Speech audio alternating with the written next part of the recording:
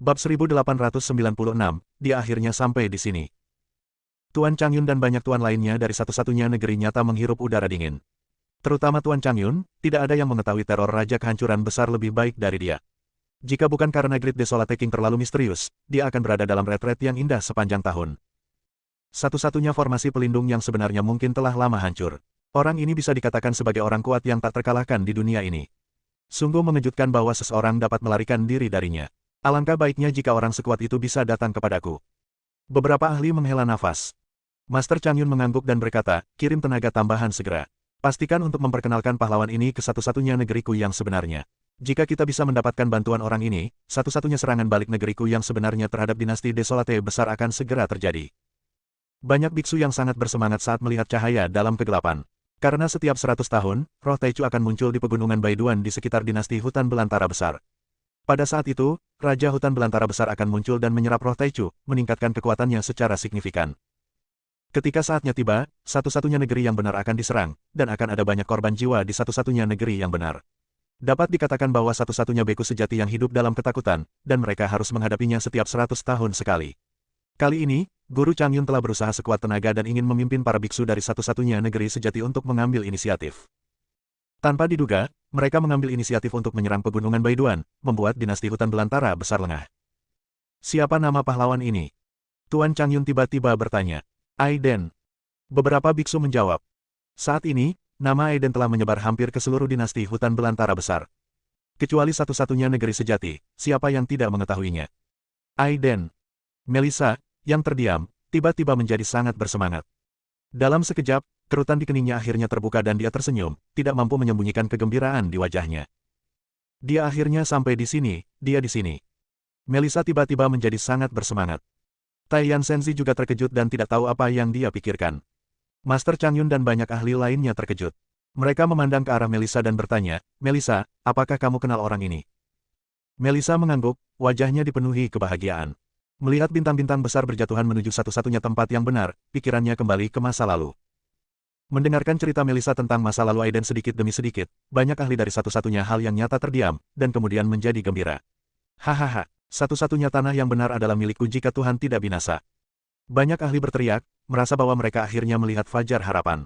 Melissa, aku serahkan masalah ini padamu. Tuan Changyun berkata dengan penuh semangat. Melissa mengangguk dan berkata, Komandan, saya berencana meninggalkan satu-satunya tempat yang sebenarnya dan pergi mencari Aiden. Bagus. Kali ini Tuan Changyun tidak keberatan, tetapi langsung berkata, biarkan Taiyan pergi bersamamu. Bagaimanapun, dinasti hutan belantara besar mencakup wilayah yang luas dan penuh bahaya di mana-mana. Taiyan Senzi ragu-ragu sejenak, dia dan Aiden tidak bisa disebut musuh, juga tidak bisa disebut teman. Tapi dia memikirkannya dan setuju. Melissa, setelah menemukan Aiden, segera kembali ke satu-satunya tempat yang sebenarnya. Tuan Changyun mengingatkan. Pada saat yang sama, di sisi lain adalah Great Wilderness Royal City. Kota kerajaan yang megah ini terletak di pusat dunia, dengan banyak galaksi yang berputar mengelilinginya. Sebuah patung besar menjulang ke langit, patung itu menggambarkan seorang pria parubaya, dengan tangan di belakang punggung dan memandang ke kejauhan, memancarkan aura tak terkalahkan. Itu adalah Raja Kehancuran yang sangat misterius. Keempat Perdana Menteri berjalan bersama, melewati lapisan penjaga, dan tiba di istana di kota kerajaan. Untuk urusan penting apa keempat Perdana Menteri datang ke kota kerajaan? Seorang biksu yang kuat dengan cahaya keemasan di sekujur tubuhnya menghalangi jalan empat Perdana Menteri dan bertanya. Pria dengan cahaya keemasan adalah komandan kota kerajaan. Statusnya transenden. Dia bahkan berada di atas empat Perdana Menteri utama. Tolong beritahu saya, Panglima tertinggi, bahwa kita berempat memiliki urusan penting dan perlu bertemu dengan raja saya. Tian Xingxiang berkata dengan sopan. Pria dengan cahaya keemasan berhenti sejenak, lalu berkata dengan suara dingin, Rajaku masih mundur, silakan kembali lagi nanti. Tuan Komandan. Keempat Perdana Menteri merasa cemas. Mereka datang jauh-jauh ke dalam kehampaan hanya untuk menghadapi Great Desolate King. Masalah ini sangat penting. Kamu harus bertemu rajaku.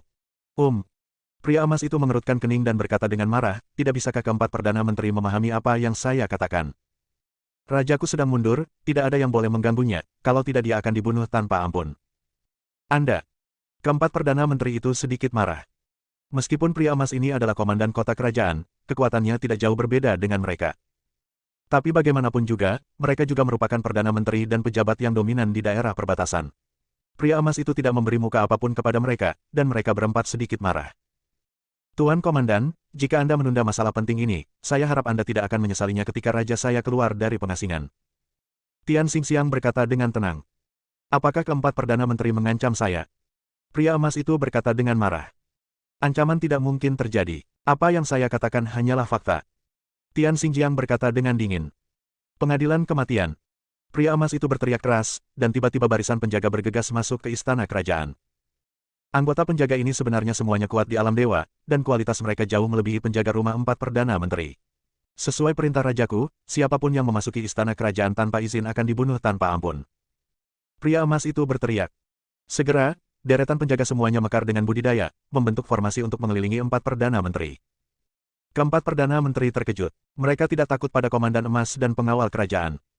Yang saya takutkan adalah komandan ini menjalankan perintah raja untuk memberantas pembangkang, tetapi Raja Dahuang memiliki perintah ini. Siapapun yang memasuki istana kerajaan tanpa izin raja akan dibunuh tanpa ampun. Berdasarkan ini saja, pria dengan cahaya keemasan memang bisa memimpin pengawal kota kerajaan untuk membunuh mereka semua.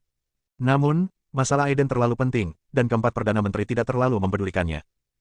Sebaiknya kamu berpikir jernih. Jika kamu benar-benar menunda masalah ini, posisimu sebagai komandan tidak hanya akan tidak aman, tetapi kepalamu juga tidak aman.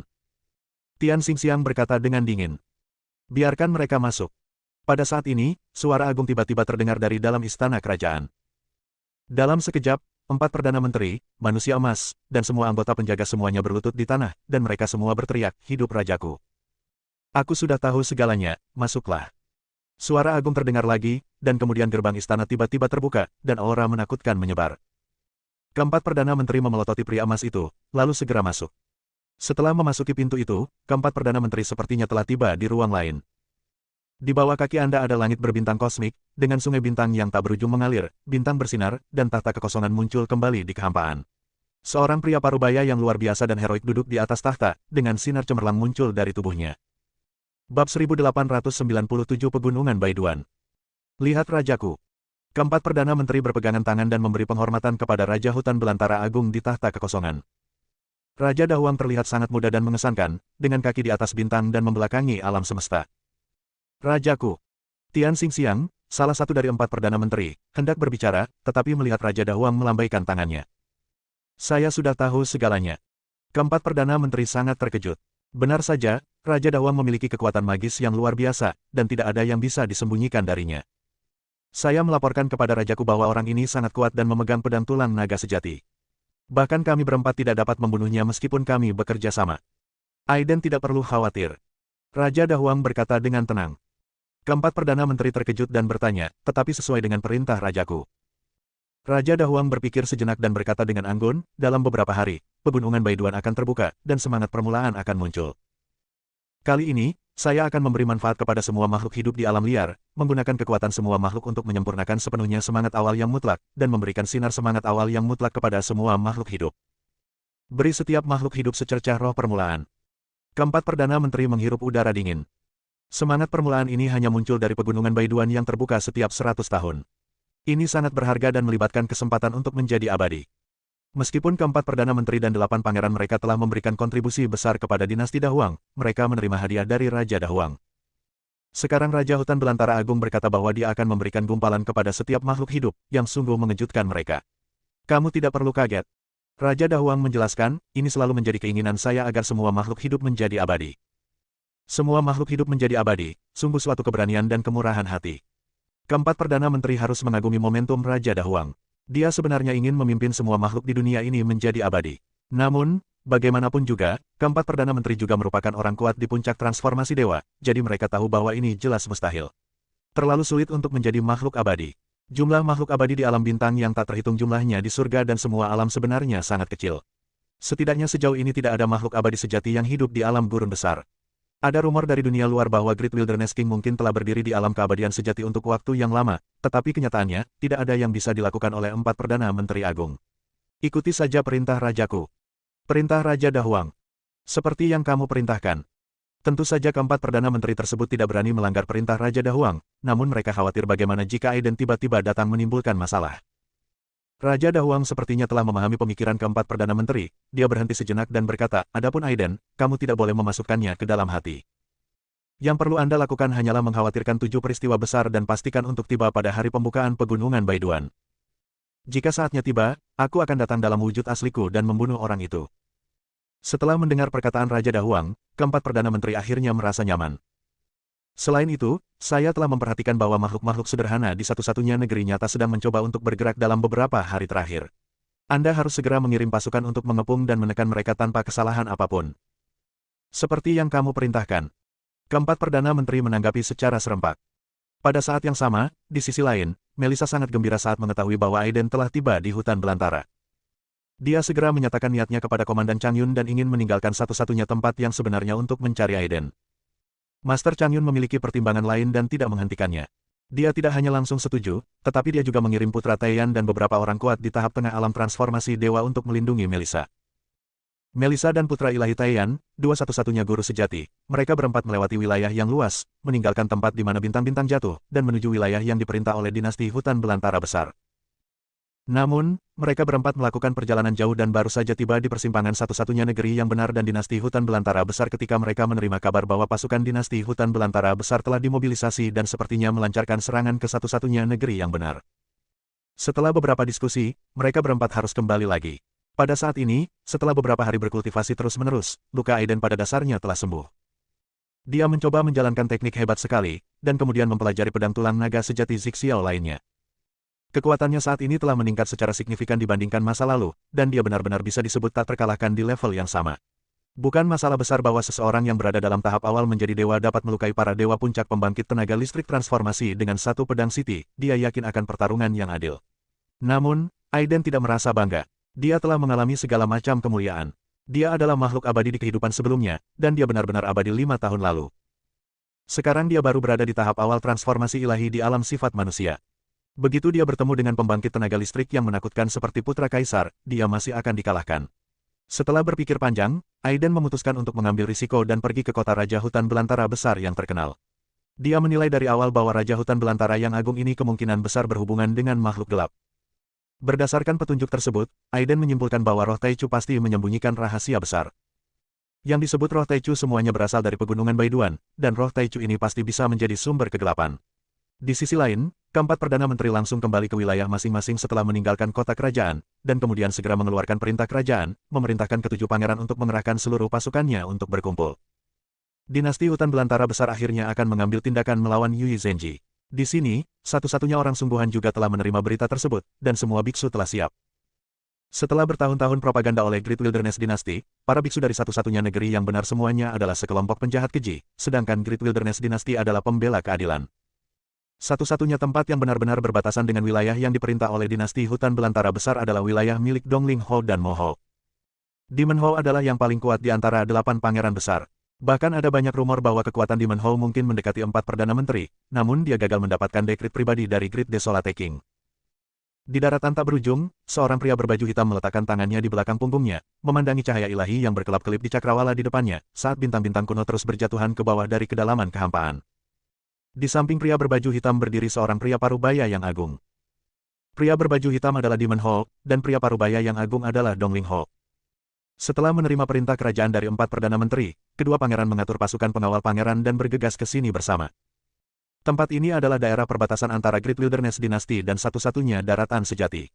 Tidak ada rumput yang tumbuh, mayat ada di mana-mana, dan ruangan berada dalam keadaan kacau sepanjang tahun, yang mana sangat aneh. Apakah kamu ingin menunggu tentara lain?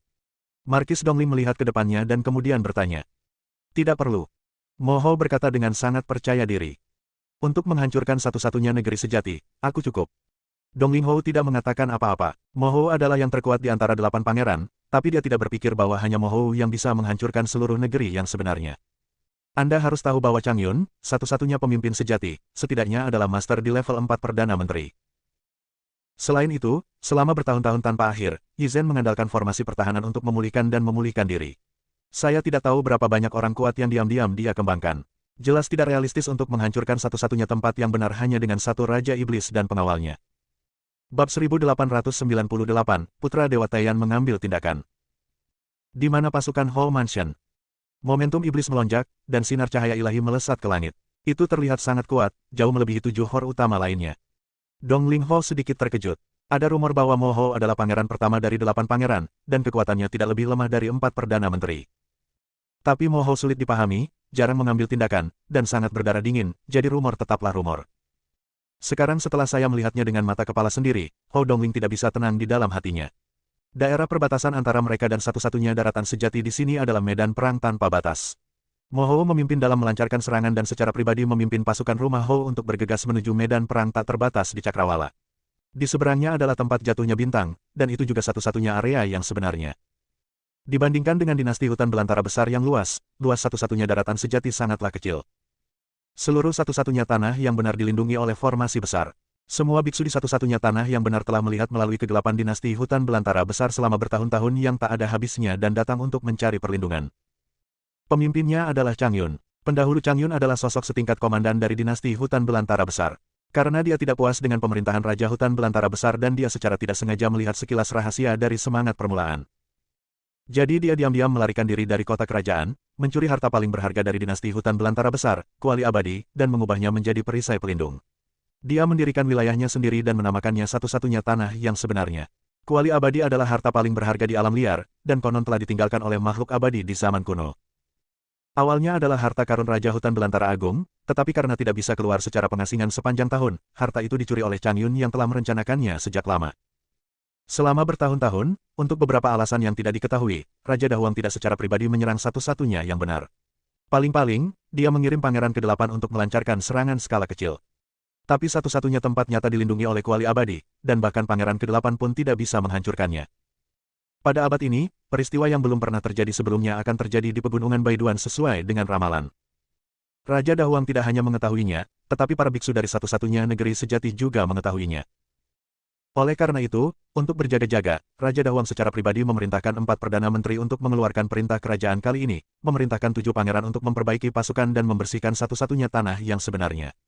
Sebelum 4 Perdana Menteri dan 5 pangeran lainnya tiba, Pangeran Iblis memimpin dan mulai menyerang dengan para penjaga rumah markis. Di medan perang tanpa batas, matahari terbenam seperti darah. Ada mayat mengambang di mana-mana, dan ada juga beberapa pecahan bintang yang hancur selama pertempuran antara Dewa Puncak.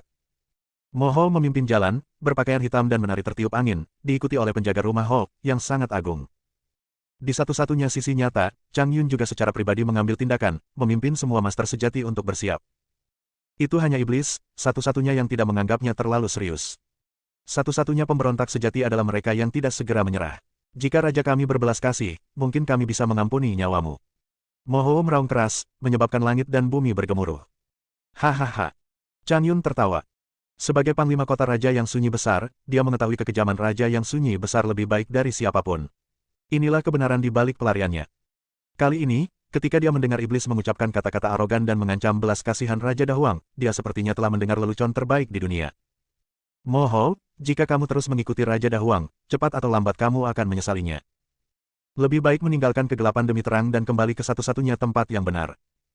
Pengkhianat, hari ini aku akan memusnahkanmu sepenuhnya demi rajaku, menyatukan alam liar, dan menggunakan darahmu untuk mengorbankan rajaku agar keluar dari pengasingan. Mo Hou meraung marah, penuh dengan niat membunuh. Kamu terlalu percaya diri. Kamu sendiri yang berani berbicara dengan arogan dan menghancurkan satu-satunya tempatku yang sebenarnya. Chang Yun sangat menghina. Chang Yun, kudengar kamu adalah panglima pengawal kota kerajaan sebelumnya, dan kekuatanmu tidak terduga. Apakah kamu berani keluar dan bertarung denganku?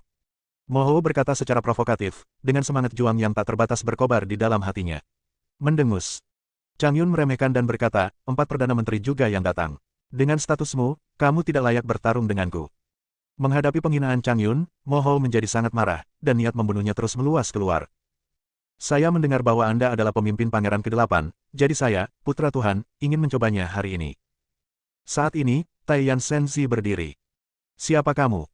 Demon Hou melirik ke arah putra Dewa Taiyan yang kurang dikenal, yang hanya berada di tahap tengah transformasi ilahi, dengan ekspresi jijik di matanya.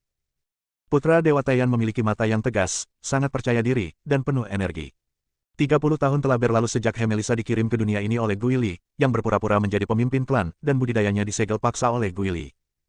Dia awalnya berada di tahap tengah keabadian sejati, tetapi setelah 30 tahun berlatih keras, dia sekarang hanya berada di tahap tengah untuk menjadi dewa. Putra Dewa Taiyan, yang dulunya tak terkalahkan di langit berbintang dan melakukan perjalanan melintasi seluruh alam, merasa sangat sedih di alam ini. Setelah tinggal di satu-satunya tempat begitu lama, dia hampir kehilangan semangat juang alami Protoss. Kali ini ketika dinasti hutan belantara besar menyerbu, putra Dewa Taiyan tidak dapat lagi menahan api perang di dalam hatinya dan menjadi orang pertama yang berdiri. Orang yang menginginkan nyawa anjingmu. Taiyan Senzi mencibir. Sangat bagus. Demon Markis mencibir lagi dan berkata, saya akan mengambil bendera pengorbanan pertama Anda. Setelah mengatakan itu, Mo Hou mengepalkan tangannya, dan ribuan cahaya ilahi melonjak dengan kekuatan, melonjak dari segala arah dan berguling menuju putra Dewa Taiyan. Menurutnya, pukulan ini dapat dengan mudah membunuh seorang biksu yang sedang menjadi dewa. Namun putra Dewa Taiyan tidak takut sama sekali dan bahkan sedikit bersemangat. Hal ini disebabkan oleh garis keturunan klan Dewa Taiyan. Setiap anggota klan Dewa Taiyan terlahir sebagai pejuang. Sekali kamu bertarung, kamu akan bertarung sampai akhir sampai tetes darah terakhir di tubuhmu tertumpah. Menghadapi serangan Mo Hou yang melonjak dan kuat, Taiyan Senzi mendengus dingin, dan seluruh tubuhnya terbakar oleh amukan api.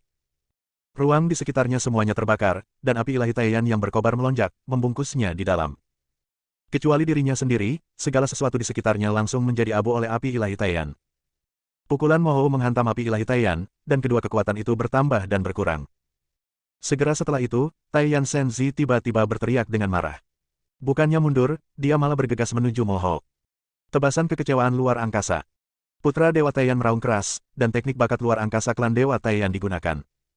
Meskipun masih dalam ranah kemanusiaan, ia adalah bakat rasial, dan hampir tidak dapat memobilisasi sedikitpun kekuatan hukum. Ruang di sekitarnya terbuka dalam sekejap, membentuk bilah tajam yang tak terhitung jumlahnya, yang semuanya menebas ke arah Demon Hall. Mo Hou terkejut, dia menyadari bahwa dia telah meremehkan musuh. Namun, dia selalu menganggap dirinya tinggi, dan bahkan membandingkan dirinya dengan 4 perdana menteri. Sebagai kepala dari 8 pangeran, dia tidak takut. Dia membentuk segel dengan tangannya, cahaya tinju melonjak, dan dia menyerang ke arah pedang tajam spasial yang luar biasa. Dua kekuatan terkuat memusnahkan segalanya dalam sekejap, dan keduanya segera bertarung bersama. Putra Dewa Taiyan berubah menjadi dewa perang yang tiada taraf, seluruh tubuhnya terbakar dengan api ilahi yang berkobar, dan disertai dengan bilah ruang, dia tak terkalahkan. Tapi keuntungan Mo Hou sepenuhnya terletak pada budidayanya, dan dia berada pada posisi yang dirugikan dalam hal kekuatan serangan dan sarana. Untuk sesaat, mereka berdua bertarung dengan tenang. Kekuatan sihir berkobar di medan perang tanpa batas, dan api ilahi mendidih. Bab 1899 Pertempuran. Api ilahi Taiyan membakar segalanya, darah ilahi Taiyan melonjak, dan tebasan kekecewaan luar angkasa memotong seluruh ruang di sekitarnya, berubah menjadi bilah tajam dan menyapu ke segala arah. Dari segi budidaya, Taiyan Senzi berada pada level yang lebih kecil dari Mo Hou, namun dalam hal keterampilan tempur, pengalaman bertempur, semangat juang, dan garis keturunan alami, Taiyan Senzi jauh lebih unggul dari Mo Hou.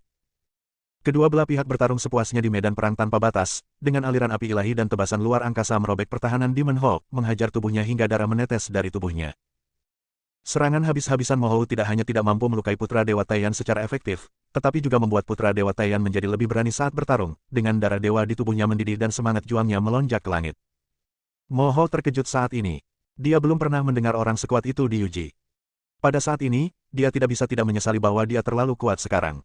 Dia berpikir bahwa dengan wilayahnya sendiri, dia dapat membunuh Taiyan Senzi dalam sekejap. Namun dia tidak pernah menyangka jika melanjutkannya pasti dia akan kalah. Tapi saat ini, mereka tidak bisa mundur. Dongling Hou mengawasi dari kejauhan, dan 5 Hou lainnya juga memimpin pasukan penjaga untuk terbang di udara. Dasar badut, lihat aku mengambil kepalamu.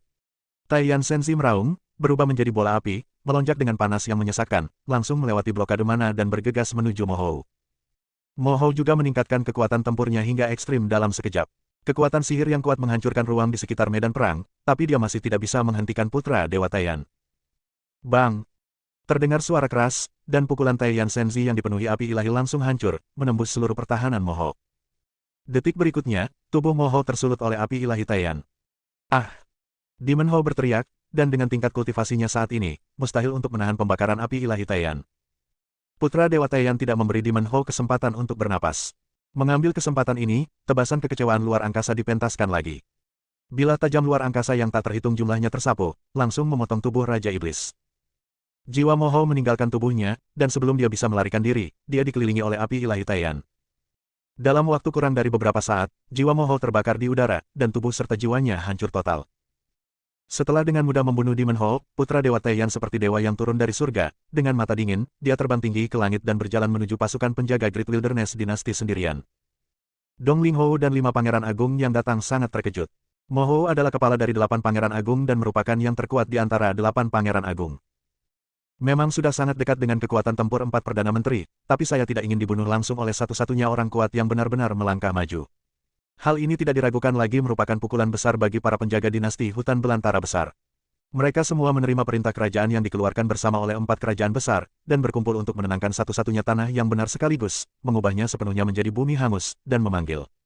Itu hutan belantara besar, wilayah dinasti. Itu adalah awal yang buruk, dan Moho yang paling kuat meninggal. 6 menteri besar semuanya tercengang. Dalam situasi ini, tidak ada yang mau maju dan mati sendirian. Seluruh tubuh putra Dewa Taiyan bermandikan api ilahi, melelehkan seluruh ruang di sekitarnya. Dia berdiri di udara, suci dan kuat. Siapa di antara kalian yang berani keluar dan melawanku? Teriak Taiyan Senzi. Ke-6 pangeran tercengang. Di antara 8 pangeran dari dinasti hutan belantara besar yang memerintah wilayah yang luas, pangeran dari hutan belantara besar dipenggal oleh Aiden, dan pangeran iblis dibakar oleh putra Dewa Taiyan. Luka Sibohou dan Nanduhou belum pulih. Semangat Taichu telah diambil oleh Aiden, dan vitalitas mereka belum pulih. Sekelompok tikus kecil tanpa telur layak dinobatkan sebagai markis dan perdana menteri. Taiyan Senzi berkata dengan dingin. Pada saat ini, para biksu di satu tanah sejati semuanya bersemangat untuk bertarung. Di bawah kepemimpinan pemimpin Changyun, mereka keluar dari satu tanah sejati satu demi satu dan menuju ke medan perang tanpa batas. Anak Tuhan tidak terkalahkan. Anak Tuhan tidak terkalahkan. Banyak biksu yang berteriak serempak, sangat puas dengan situasi ini. Meskipun Taiyan Senzi dan Melissa hanya berada di tahap tengah transformasi ilahi dan tahap awal transformasi ilahi, kecakapan tempur mereka tidak terkalahkan di alam yang sama.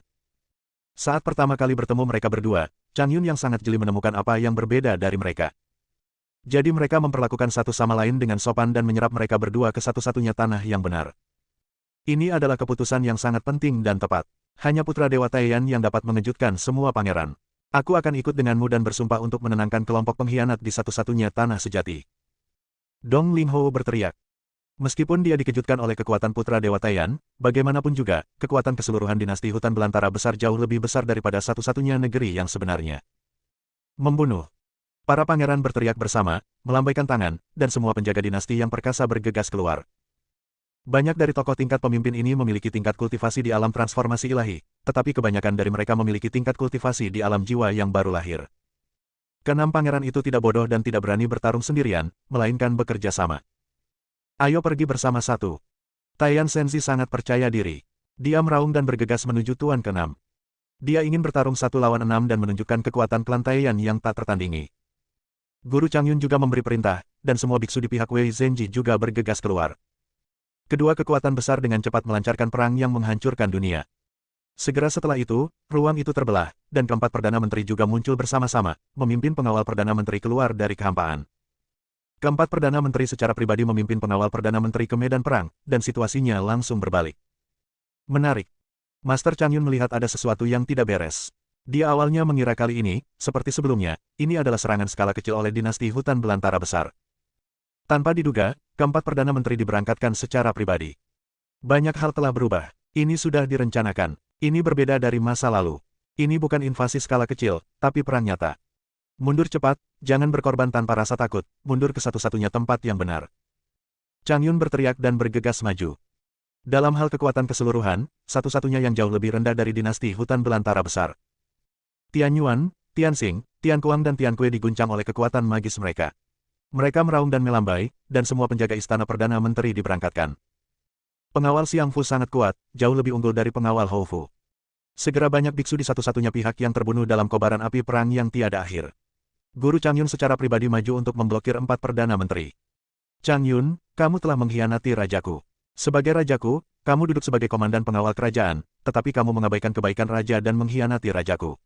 Hari ini adalah akhir dari dirimu. Perdana Menteri Tian Kue menegur dengan marah. Mendengus. Master Changyun sangat dikelilingi oleh 4 Perdana Menteri dan tidak takut. Kamu masih berada dalam kegelapan. Raja Hutan Belantara Agung telah lama kejam dan telah jatuh ke dalam kegelapan. Jika Anda tidak segera berbalik, kami akan terhindar dari bencana yang tiada habisnya dan Anda akan menyesal di kemudian hari.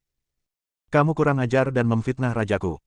Aku pribadi akan memenggal kepalamu dan menggantungnya di atas gerbang kota kerajaan sebagai peringatan bagi orang lain. Membunuh. Keempat Perdana Menteri mengambil tindakan pada saat yang sama, dan Taoisme yang brilian memusnahkan segalanya. 4 Perdana Menteri dan Changyun semuanya adalah master dengan level yang sama, dan status mereka sebelumnya hampir sama. Tapi 4 lawan 1, Tuan Changyun jelas dirugikan. Taiyan Senzi saat ini bertarung melawan 6 pangeran, dan dia tidak kalah sama sekali melawan 6 pangeran. Bab 1900 Krisis. Satu-satunya biksu sejati sedang menghadapi pengepungan, meskipun Guru Changyun segera mengirimkan sinyal untuk mundur. Tetapi penjaga dari 4 Perdana Menteri dan Pangeran Ketujuh telah bersiap dengan baik, dan mereka semua bergegas keluar dan menghentikan jalan mundur. Jika kemunduran berhasil dihentikan, satu-satunya beku sejati akan berada dalam bahaya dimusnahkan.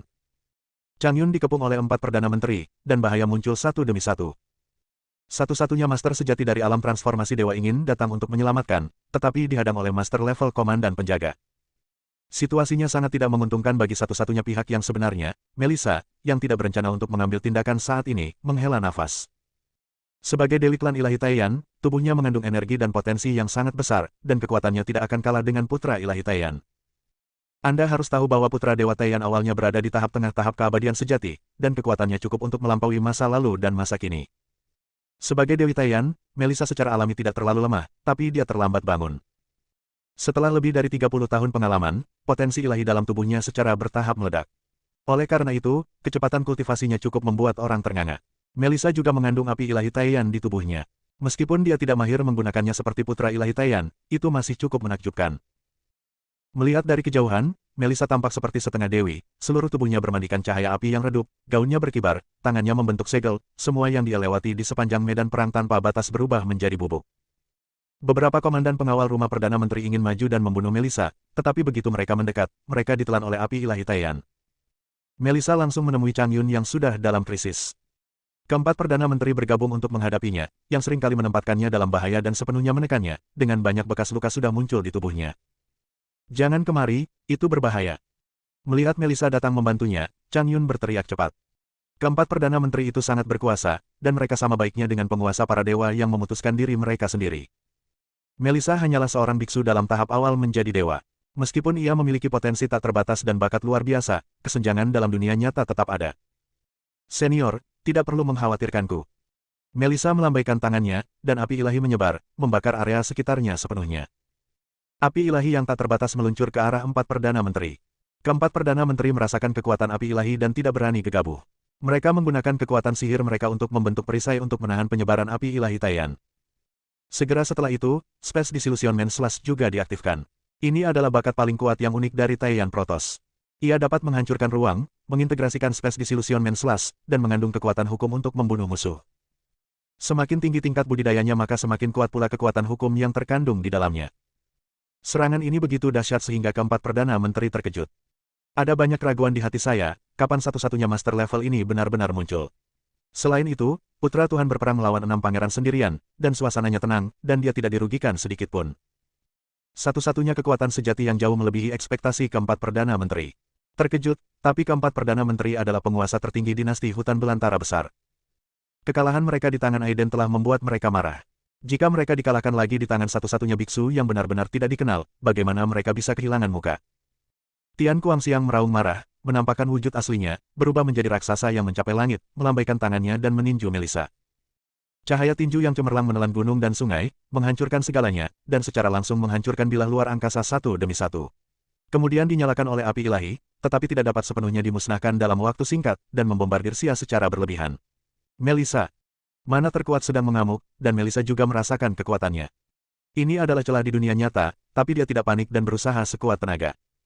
Langit dan bumi retak terbuka dengan satu pukulan dari perdana gila surgawi, memadamkan api ilahi, menghancurkan bilah luar angkasa, dan mengunci Melissa.